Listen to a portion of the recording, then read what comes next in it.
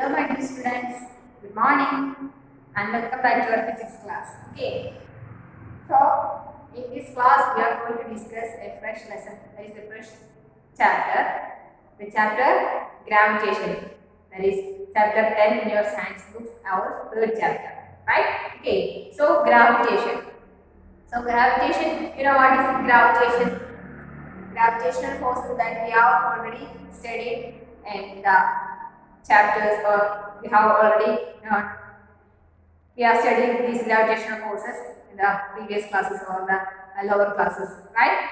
Okay, so we have to study much more detail about gravitation in this chapter.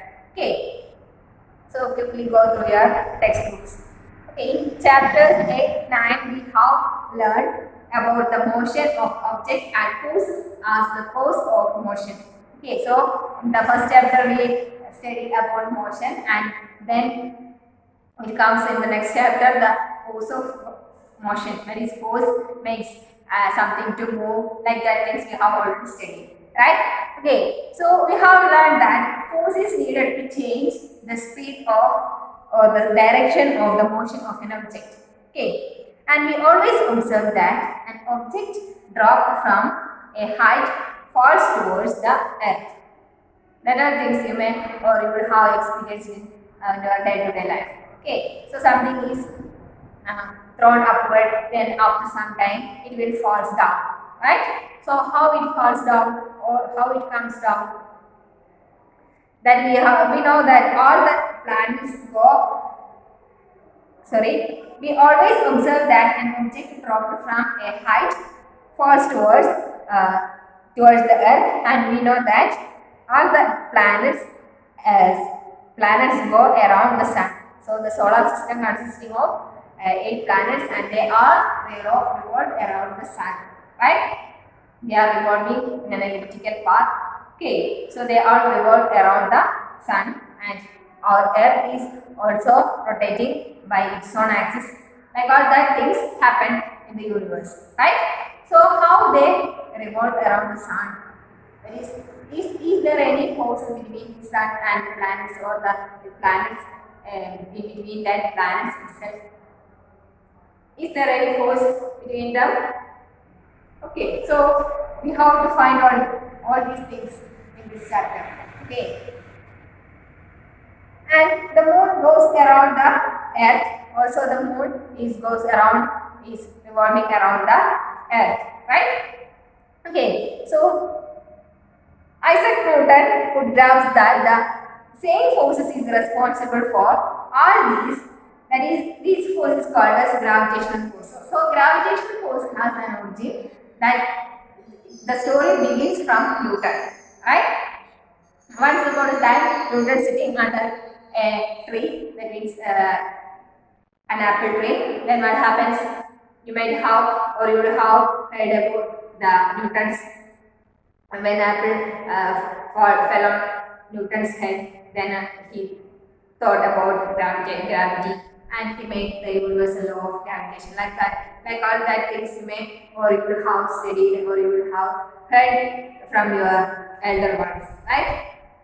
Okay, so the gravitational force or gravity has an origin from Newton, right? Not only the origin is not from Newton, but Newton gives a scientific approach for the gravitational force, right? Okay.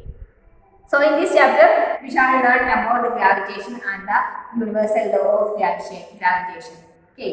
So we shall discuss the motion of objects under influence of gravitational force on the earth, and we shall study how weights of body varies from place to place, and that are things we have to study in this chapter. Okay. So gravity or gravitational force means objects, or in all the objects in the universe have some attraction with each other, right? So that attractive force between any two objects of the universe placed at a certain distance is called as the gravitational force, right? So we are studying The chapter gravitation. Gravitation. Okay. Gravitation. And what is gravitational force? Gravitational force is the attractive force that binds, or the attractive force between any two objects placed at a certain distance. That is, the attractive force between any two objects in the universe placed at a certain distance apart from each other is known as gravitational force. Okay, so when we see a apple is falling down, and what we can say, the earth attracts that apple towards itself, right? That is why the apple falls down. Okay, and like that, all the objects found in our universe have some attraction between them, right? So that attractive forces are termed as gravitational force. Okay, so we can go through your textbook. We know that the moon goes around the earth. An object when thrown upward reaches a certain height and then falls downwards. So it is said that when Newton was sitting under a tree, that means the story begins from there. Okay, that is the study of gravitational force or gravity, how gravity starts with the Newton, right? Okay, so how did he obtain, or how did he think about this gravitational force? That is the story behind that gravitational force is given here. That is, when Newton was sitting under a tree, an apple fell on him. The fall of the apple made Newton start thinking. Okay, so normally we will not think about why the apple falls down, and we only thinking of how to eat that. Normal people will think about the apple like that is. Okay, but Newton started thinking how it comes down, why it does not go upward. That all things Newton started thinking. Okay, so he thought that if the earth can attract an apple, can it not attract the moon? Okay, so Newton think about the how the attraction happens between the apple and the earth. That means apple is falling down, right? That means there should be a force of attraction between the apple and the earth. And also moon is revolving around the sun. Moon is revolving around the earth, right? So is there any force like this attractive force on this apple given by the earth? Is that force is same is given to the moon that is revolving around the earth?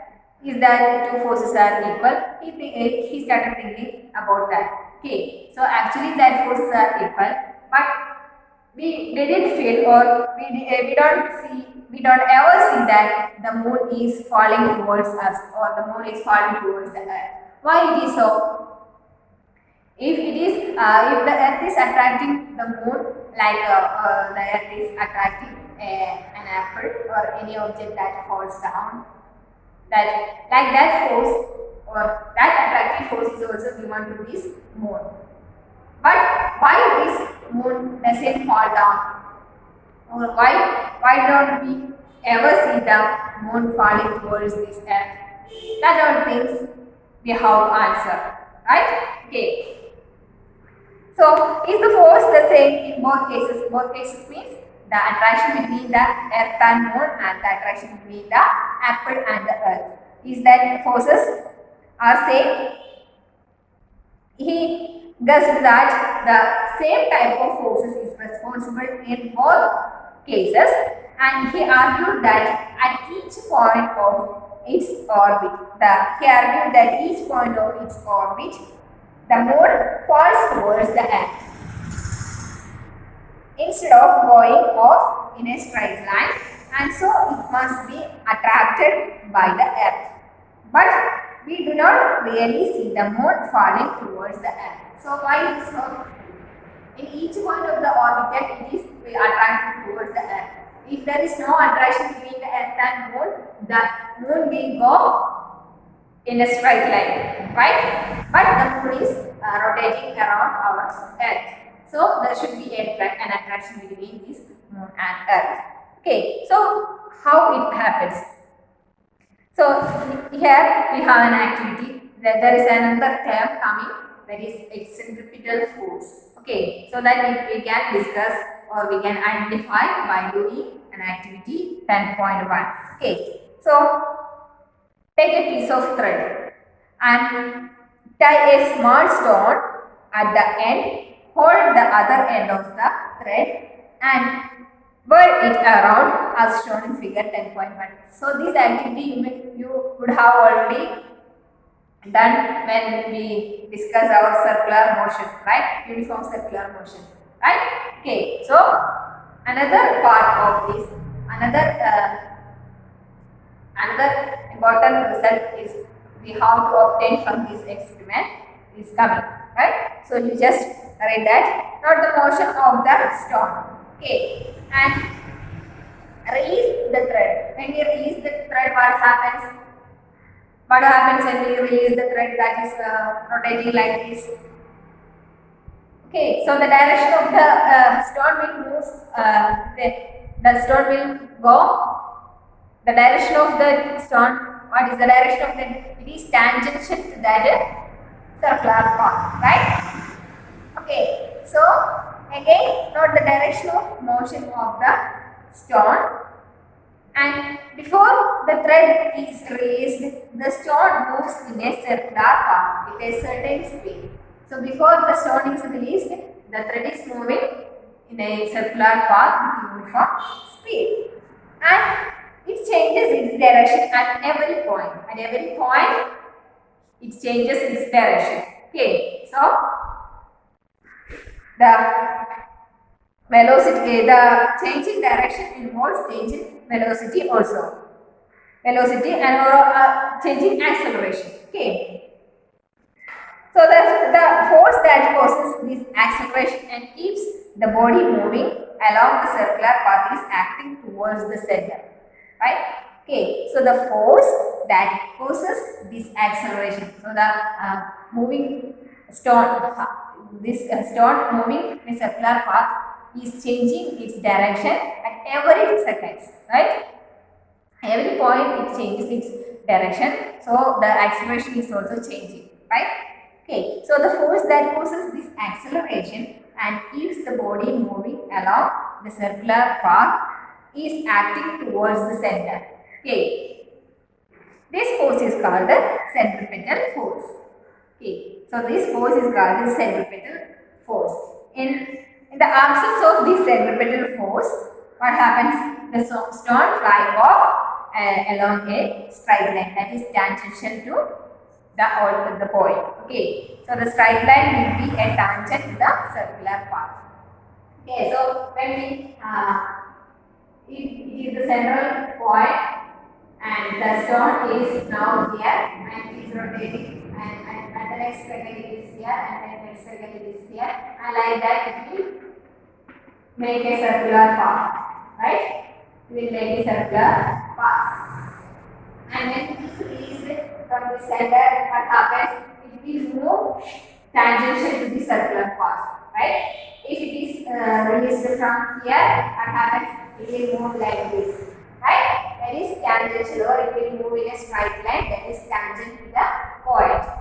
Okay, so there should be a force that acting towards its center. That is centripetal force. Okay, the force that causes the acceleration and keeps the body. The force that causes the body has an acceleration. That means it changes its direction at every point. So it has an acceleration. So the force that causes this acceleration and keeps the body moving in a circular path is acting towards this center, and this is known as what? Centripetal force. Centripetal force. Okay, so that is what is centripetal force. Centripetal force, and around the earth is due to the centripetal force. Okay, so there is a force that causes the motion of moon around the earth, that causes the motion of moon around the sun, moon around the earth is centripetal force. There is a force acting towards the center of our earth, right? That keeps the moon, it is our earth, and the moon is here somewhere here, right? So there should be a force that is acting towards the center of the earth. That keeps the moon that is moving around this earth. Okay. So centripetal force. That is centripetal force. And the centripetal force is provided by the force of attraction of moon would pursue a uniform straight line motion. What is that? The centripetal force is provided by the force of attraction of the earth. Okay. So if there is no such force, the moon should pursue a uniform straight line motion like this. If we release this thread, what happens? The stone will move like this, and if we release it from here, what happens?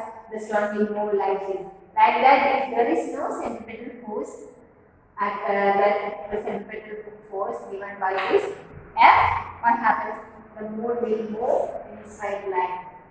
That it takes a uniform straight line motion. Okay, but there exists a centripetal force towards the earth, center of earth. Okay, so it is in that falling apple is attracted towards the earth. Okay, so earth attracts all the objects towards its center. Okay, and does the apple attract earth? There is a question. If the earth attracting the apple towards its center, according to Newton's third law of motion, for every action there is an equal and opposite reaction, right? So, is there any attraction given by the apple towards the earth? That means the earth attracts the apple, and if the apple also attracts the earth towards it, can you imagine that? We cannot find there is any attraction towards the earth by this apple. The apple will not take the earth towards it, right? We cannot see that. Okay, so why it is so? Because when compared to the earth mass, the mass of our apple is too small. It is negligible, right? That is why we cannot feel the apple attracts the earth towards it. Okay, also the moon is attracted towards the earth, right? The moon is attracted towards the earth and it keeps on moving around the earth due to centripetal force offered by the earth, right? Okay, so is there any attraction given by the moon? That is, moon is attracting earth or not? Definitely the moon will attract earth, but we cannot see or we cannot say that the earth is going towards the moon, right? Okay, so there should be an attraction between each other. But when comparing the masses of these two objects, we will not feel that much attraction. Okay. So according to the third law of motion, the apple does attract the earth, but according to the second law of motion, for a given force, acceleration is inversely proportional to the mass of the object. Okay, so according to third law of motion, the apple should be attracted towards the earth and earth should be attracted towards the apple, right? But according to second law of motion, the acceleration is inversely proportional to the mass of an object. So acceleration is inversely proportional to mass of the object. As the mass is decreasing, then what happens? Acceleration increases, right? So apple having negligible mass when compared to the mass of Earth. So it suddenly falls down to Earth. Okay. And the mass of an apple is negligibly small when compared to that of the Earth. So we do not see the Earth moving towards the apple, and extend the same argument for why the Earth does not move towards the moon. Okay, so when compared to the mass of Earth, the mass of moon is too small, is negligible. Right? That is why we cannot feel the Earth is moving towards the moon. Right? So, in our solar system, all the planets go around the sun by arguing the same way. That means that there also some attraction between the planets and also between the sun and the planets. Okay. By arguing the same way, we can say that there exists a force between the sun and the planets. For the above facts, Newton concluded that not only does the Earth attract an apple and the moon, but also all the objects in the universe attract each other. This force of attraction between objects is called gravitational force. Okay, so what is gravitational force? You should underline, that is, you should underline the paragraph from to, that is, Newton concluded that from the result. Not only does the Earth attract an apple and the moon, but all objects in the universe attract each other. All objects in the universe attract each other. This force of attraction between objects is called the gravitational force. Okay. So the findings given by the Newton think about all the things, that is, when an apple falls down and Earth is moving around sun and the moon is moving around Earth. That all things he think about that, and he concluded the results, or he concluded what he studied, and he made some experiments, or he made some research on that things, and then he gave the universal law of gravitation. Okay, he gave the universal law of gravitation. So what is universal law of gravitation? You have to study universal law of gravitation. It is given by Sir Isaac Newton. Okay, so universal law of gravitation.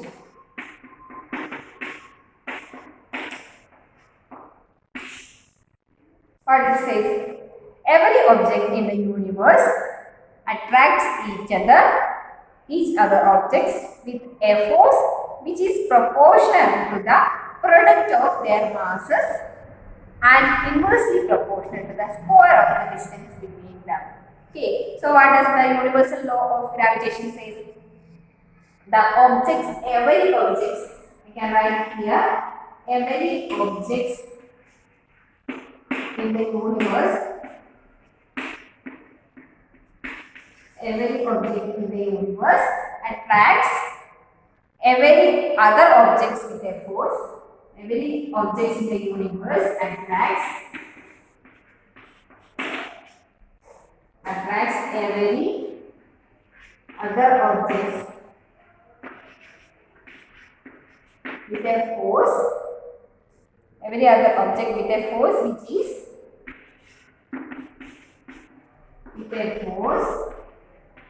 this force is known as gravitational force. So gravitational force is directly proportional to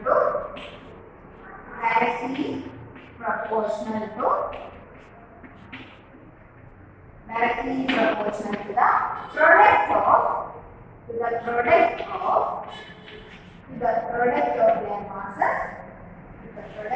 their masses, and inversely proportional to the distance, inversely proportional to the square of the distance between them. Okay. Inversely proportional to the inversely proportional to the square of the distance between them.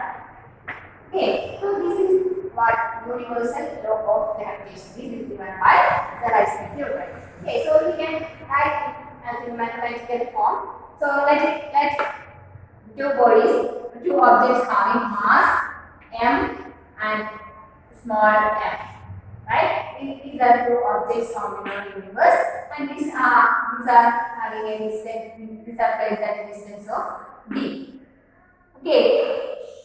So the universal gravitational law says that the force at which they are attracting together, that means that these two objects attract together with a force. That force is known as gravitational force, right? So that gravitational force is directly proportional to product of their masses. So product of their masses means this capital M is the mass of this body and this is the small m is the mass of this body. So the force is directly proportional to m into m, the product of their masses, and m is inversely proportional to square of the distance between them. Right? This is inversely proportional to the square of the distance between them.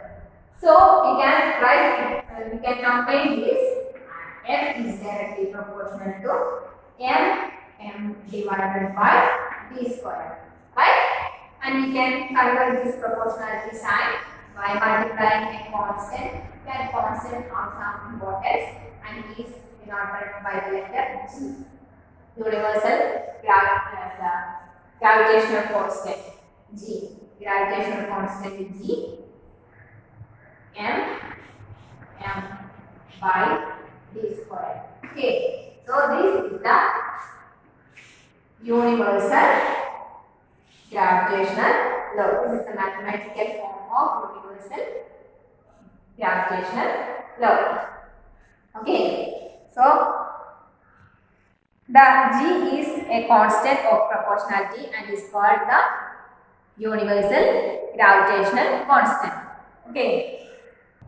Okay, so the constant G is known as universal gravitational constant. Okay, the G is a constant of proportionality and is called the universal gravitational constant. And by multiplying, cross multiplying, we can get the value of gravitational constant. And then write this.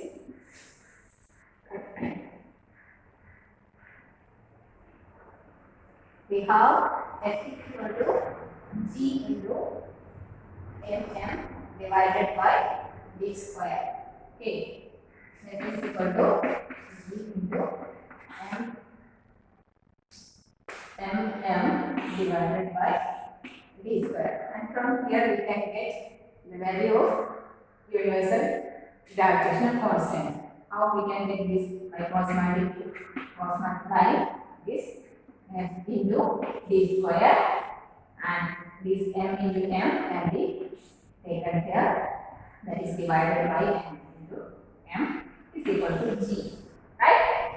So we get an equation for finding the universal gas constant, universal gravitational constant, right? Okay, so g is equal to f d square divided by m into m. F is the gravitational force and d is the distance between the objects, and m and m are the masses of the two objects. Okay, so from here we will get the SI unit of G, SI unit of universal gravitational constant. So we know force has a unit of Newton, right? So force has a unit of Newton, and what is the distance of, what is the unit of distance? It is meter, but here distance square. So distance square means meter square. Unit of distance meter, distance square meter square. And you know the unit of mass. The unit of mass is kilogram, and here also mass is 2 times mass of one object and the second one object, right? So kilogram is no kilogram square. So the SI unit of G, SI unit of G, we can write this as Newton meter square kilogram raised to minus 2, or we can write this as Newton meter square per kilogram square, right? Okay. So that is the unit of SI unit of G. Okay. So the value of G was found out by Henry Cavendish. This is another scientist who found out the value of G. Okay. So the value of G is given as, it is accepted value of G is 6.673 into 10 raised to minus 11 Newton meter square per kilogram square. Okay, so the value of G is given by Henry Cavendish, that is G is equal to 6.673 into 10 raised to minus 11 Newton meter square kilogram raised to minus 2. Okay, so that is the value of universal gravitational constant. So this is a constant. So this value will not change anymore. Okay, so the constant value is a value of 6.673 into 10 raised to minus 11 Newton meter square per kilogram square. Okay, so we know that there exists a force of attraction between any two objects, and compute the value of this force between you and your friend sitting closely. Compute how do you not experience this force. So if there is we know there is some force between us, right? The one person, I am standing here, and if there is another person is standing here, then there should be a force between me and the other person, right? But how we will not actually feel that force, right?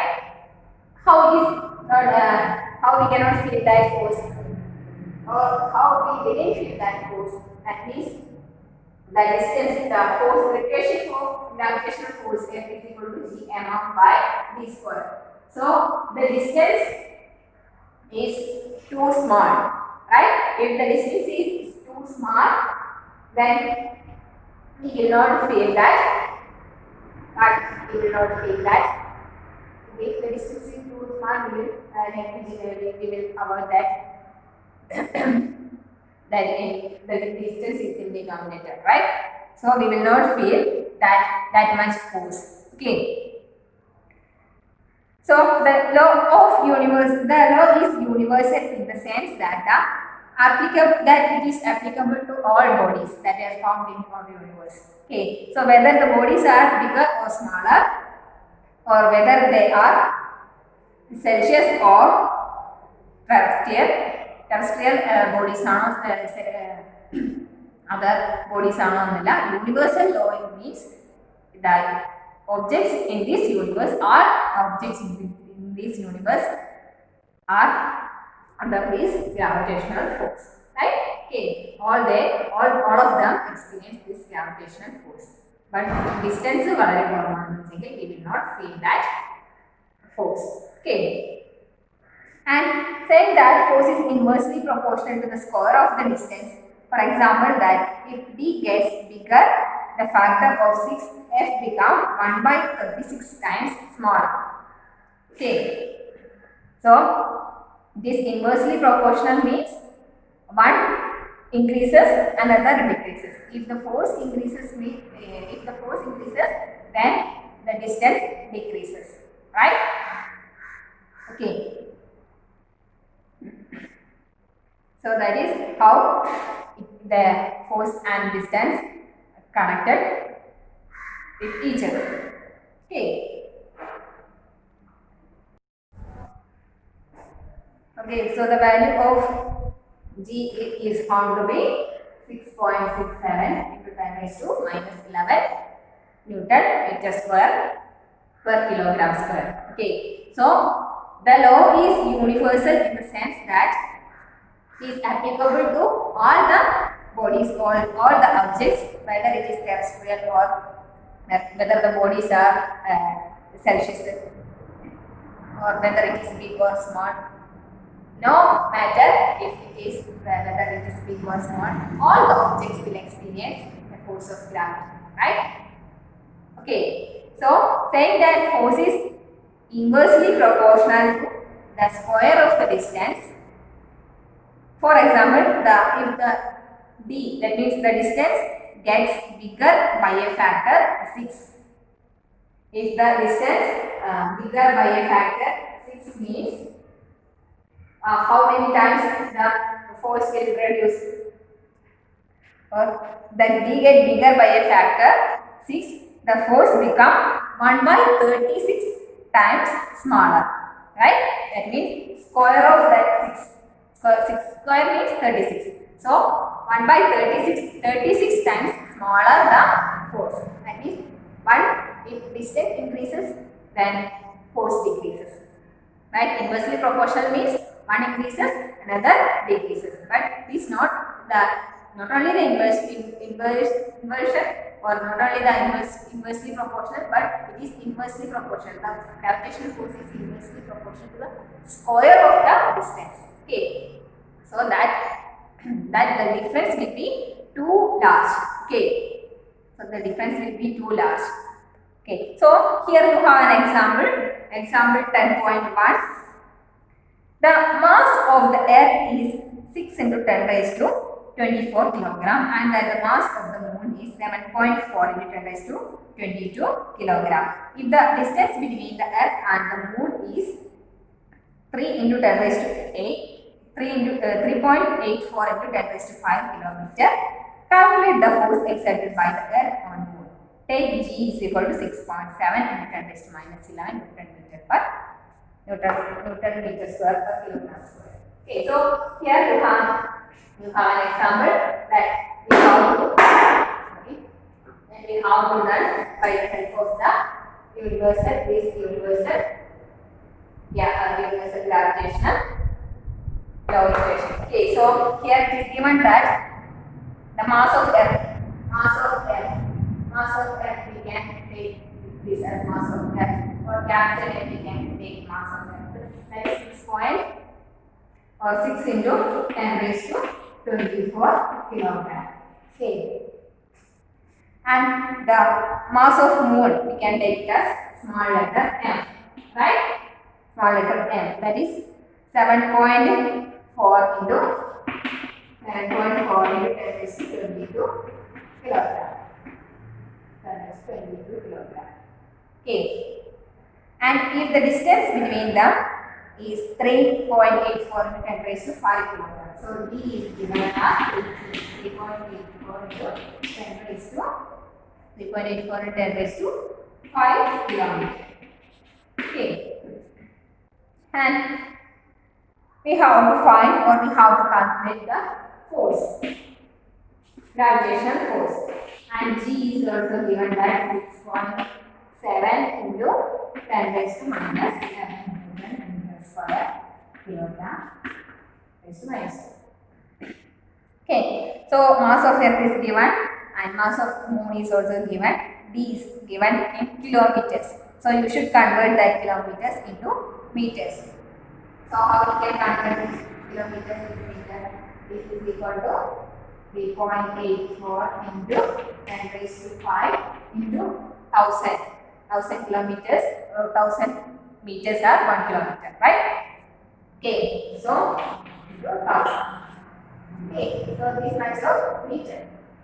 So this 1000 we can make this 3 to this value of 3.84 into 10 raised to 8 meter. Okay, into 1000 means this 10 raised to 5 means 10 into 10 into 5 times 10. Okay, and here we have 3 times 10. Okay, so that 3 times also added to this power 5. Okay, so that is 3 into 10 raised to 4 into 10 raised to 8. Okay, so that is how much meter the distance. And G is given, and we have to find F by using this equation. Okay. So F is equal to G 6.7 into 10 raised to minus 11 into M 6 into 10 raised to 24 into 7.4 into 10 raised to 22 A and divided by D square. D square, D we know what is D? 3 into 8.4 into 10 raised to 8 the whole square. Okay. So when these powers are multiplied, it doubles, right? That means this square means this square into 10 raised to 8 into 16. Okay. That means it will become 16 and this square. Okay. 3.84 the square, 10 raised to 8 the square and 10 raised to 16, right? Okay. So the value will be equal to how much? 2.02 into 10 raised to 20. 2.02 into 10 raised to 20 Newton. This much of force. 2.02 into 10 raised to 20 Newton. So the gravitational force between Earth and Moon is 2.02 into 10 raised to 20 Newton. Thus the force exerted by Earth on Moon is this much. Okay. So hope you clear how we can apply the universal gravitational law to these problems. Okay. So you just try to do the question given in the below, that is state the universal law of gravitation and write the formula to find the magnitude of the gravitational force between the Earth and the object on the surface of Earth. Try to do or you should write these questions into your notebook. Also, you should write the example 10.1 to your notebook. Okay. So today we are going to wind up and how to study the importance of universal gravitational law, and we will discuss in the coming classes. Okay. Okay, children, take care and we can meet in the next class. If you have any doubts, you can ask me. Okay, you can ask me through WhatsApp. Okay, then thank you.